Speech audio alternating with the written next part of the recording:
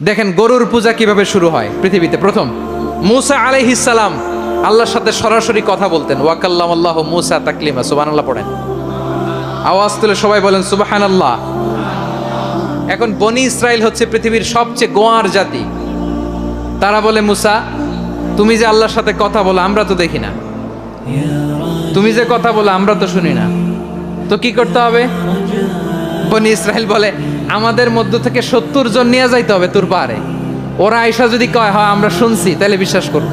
কত বড় ডাকাত দেখছেন বনি ইসরাইল। এদের চেয়ে গোয়ার জাতি নাই। এত গোয়ার তুমি করেছো মুসা আলাইহিস সালামের সাথে। তুমি যে আল্লাহর সাথে কথা বলে আমরা তো দেখি, কি করব? 70 জন আমাদের বন্ধু বান্ধব যে যদি দেখে তারা বললে ওকে আস, 70 জন আস। 70 জন নিয়ে গেল। মুসা আলাইহিস সালাম হারুন আলাইহিস সালামকে খেলাফা দিয়ে গেলেন, আল্লাহ ওনাকে নবী বানালেন। মুসা আলাইহিস সালাম বললেন, হারুন খবরদার বনি ইসরাইলের মধ্যে তাওহীদের বাণী প্রচার করবা, ঐক্য ধরে রাখবা, বিচ্ছিন্ন হতে দিবা না। চলে গেছে।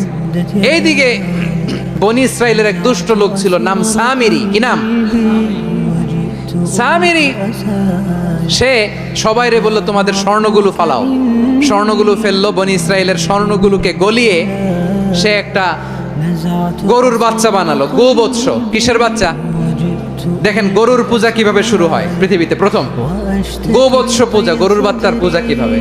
সে স্বর্ণগলি গরুর বাচ্চা করে জিবরাইল আলাইহিস সালাম যে জমিনে এসেছিলেন ওই ফেরেশতার পায়ের নিচের একটু মাটি সে বুদ্ধি করে প্যাকেটে রেখে দিয়েছিল। সে গরুর বাচ্চা বানায় স্বর্ণ দিয়ে গলিয়ে ওই মাটি এটার মধ্যে ঢুকাই দিছে ফেলকে দেওয়ার জন্য।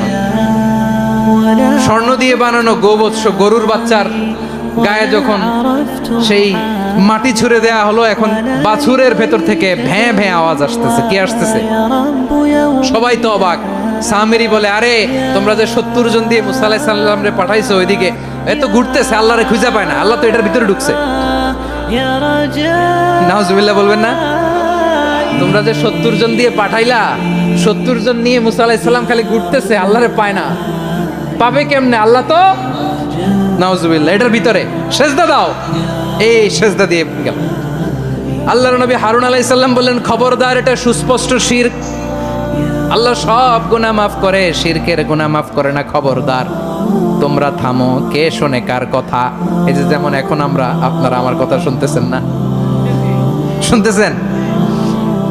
হারুন আলাইহিস সালাম বললেন, খবরদার এই শিরকি কাজে তোমরা সংযুক্ত হয়ো না। তোমাদেরকে কি মনে নাই আমার ভাই মুসা আলাইহিস সালাম কি বলছে? আল্লাহ শিরক মাফ করে না। খবরদার শিরক করো না, আল্লাহরে ভয় করো। হারুন আলাইহিস সালাম তাদেরকে বুঝালেন, শিরক করো না, আল্লাহরে ভয় করো। শুধু এতটুকুই তিনি বুঝালেন, দাওয়াতি কাজ পালন করলেন, কিন্তু প্রতিরোধ করেন নাই, সশস্ত্র সংগ্রামে লিপ্ত হন নাই, বাধা দেন নাই। কারণ গৃহযুদ্ধ বেঁধে যেতে পারে। উনি ভাবলেন আমি যদি আমার বাহিনী নিয়ে দাওয়াত দেওয়ার সাথে সাথে প্রতিরোধ করি, আক্রমণ করি, ওরাও আমারে আক্রমণ করবে, ব্লাডশিট হবে, রক্তপাত। এমন অবস্থা হবে বনি ইসরাইলের মধ্যে যেটা হয়তো আমার ভাই মুসাও কন্ট্রোল করতে পারবে না। সুবহানাল্লাহ কইবেন না? এক একজন নবীকে আল্লাহ তাআলা কি ইন্টেলেক্ট দিয়ে পাঠিয়েছেন। তিনি ভাবলেন আমি দাওয়াতি কাজটাই করি, এটা যে হারাম এটা থেকে শুধু বারণ করি, কিন্তু প্রতিরোধ না করি। আমি যদি ঐক্য ধরে রাখতে পারি, বাকিটা আমার ভাই সামলে নেবে। সুবহানাল্লাহ। হারুন আলাইহিস সালাম প্রতিরোধ করলেন না। বনি ইসরাইলের মধ্যে গৃহযুদ্ধ বেঁধে যাওয়ার আশঙ্কায় প্রতিরোধ করলেন না, আক্রমণ করলেন না, শুধু দাওয়াত দিলেন। ইন দা মিন টাইম মুসা আলাইহিস সালাম আল্লাহর সাথে কথা বলে যখন ফিরে আসলেন, দেখলেন বনি ইসরাইলের অধিকাংশ লোক মুশরিক হয়ে গেছে। মুশরিক হয়ে গেছে। মুসা আলাইহিস সালাম রেগে গেলেন। রেগে প্রথমে বনি ইসরাইলদেরকে অ্যাটাক না করে ভাইয়ের দাড়ি ধরলেন। হারুন আলাইহিস সালামের দাড়ি আর চুল। মেজাজি নবী ছিলেন। হারুন তুমি কি করলা? তোমারে কি দায়িত্ব দিয়ে গেলাম? তুমি কি করলা? তুমি থাকতে বনি ইসরাইল কেমন করে শিরকের কাজে নিমজ্জিত হয়ে যায়? সাইয়েদনা হারুন আলাইহিস সালাম বললেন, ইন্নী, কোরআন সাক্ষী, কোরআন থেকে কোট করছি, ইন্নী خشيت أن تقول فرقت بين بني إسرائيل ولم ترقب قولي। ও আমার ভাই, আমার দাড়ি ধরবেন না, আমার মারবেন না। আমি ভয় করেছি, আমি ভয় পেয়ে